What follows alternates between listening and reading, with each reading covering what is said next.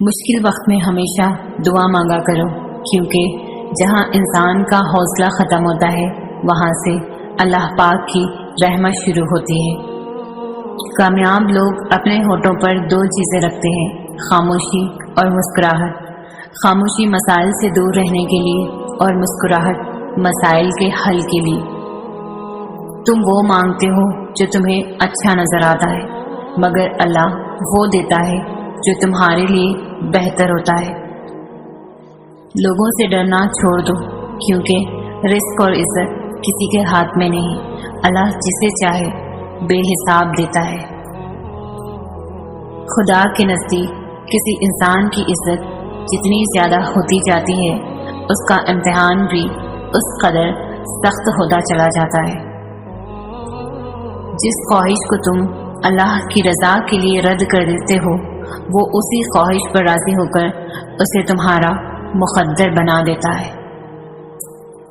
لوگوں کے ڈر سے حق بات کہنے سے نہ رکو، کیونکہ اللہ کے سوا نہ کوئی موت کو قریب لا سکتا ہے اور نہ کوئی رزق کو دور کر سکتا ہے۔ نصیب ہار جاتا ہے لیکن دعائیں ہمیشہ جیت جاتی ہیں۔ بس یقین کے ساتھ اللہ سے مانگتے رہو، وہ رب تمہیں مایوس نہیں ہونے دے گا۔ جو تمہاری خاموشی سے تمہاری تکلیف کا اندازہ نہ کر سکے، اس کے سامنے زبان سے اظہار کرنا صرف لفظوں کو ضائع کرنا ہے۔ جب اللہ کسی کو پسند کرتا ہے تو اسے خوب آزماتا ہے، بس تم صبر کرنا، کیونکہ صبر کرنے والوں کی منزل جنت ہے۔ آپ کسی کو بھی دو چیزوں کے لیے زبردستی مجبور نہیں کر سکتے، ایک محبت، دوسرا عبادت۔ دونوں دل سے ہوتی ہے اور دونوں کا رشتہ روح سے جڑا ہوتا ہے۔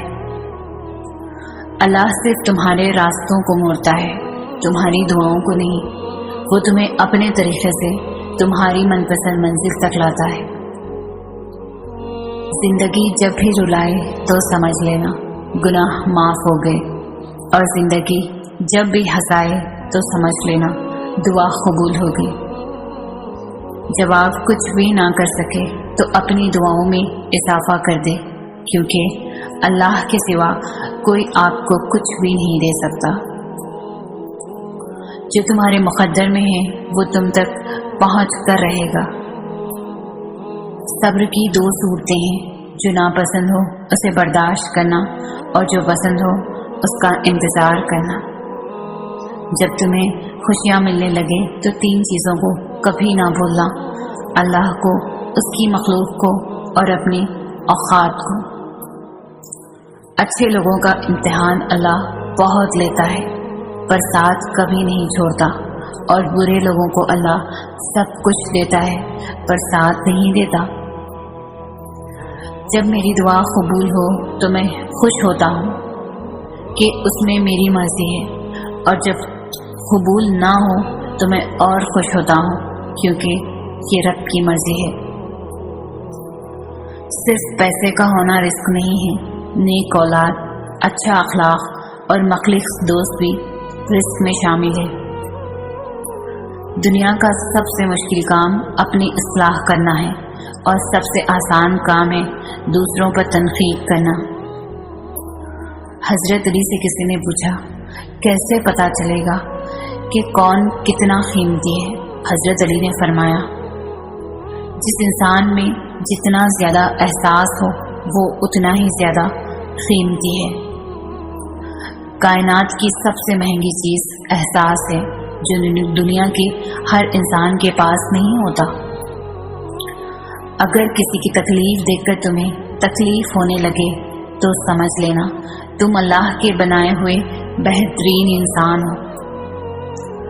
کسی کا دل اتنا مت دکھاؤ کہ وہ اللہ کے سامنے تمہارا نام لے کر رو پڑے، کیونکہ ٹوٹے ہوئے دل سے نکلی آہ عرش تک جاتی ہے۔ وہ جگہ چھوڑ دو جہاں تمہارے احساس اور تمہارے الفاظ کی قدر نہ ہو، پھر چاہے وہ کسی کا گھر ہو یا کسی کا دل۔ صرف دو لوگ مقدر والے ہوتے ہیں، ایک وہ جنہیں وفادار دوست ملتا ہے اور دوسرا وہ جن کے پاس ماں کی دعائیں ہوتی ہیں۔ جو اپنے نصیب پر اکثر روتے رہتے ہیں اسے یہ خبر ہی نہیں ہوتا کہ اس رب نے اس کے حق میں اور بھی بہتر لکھا ہوتا ہے۔ 4 چیزیں سنبھال کر رکھو، کامیابی تمہاری مقدر ہوگی۔ نماز میں دل کو، تنہائی میں سوچ کو، محفل میں زبان کو اور راستے میں نگاہ کو۔ تم خود اپنی دعاؤں سے ہی اپنا مقدر لکھتے ہو اور تمہاری دعائیں ہی تم تک وہ سب لے آتی ہے جو تمہارا نصیب بھی تمہیں نہیں دے پاتا۔ پریشان نہ ہوا کرو، اللہ نے تمہارا مستقبل تمہاری سوچ سے بہتر لکھا ہوا ہے۔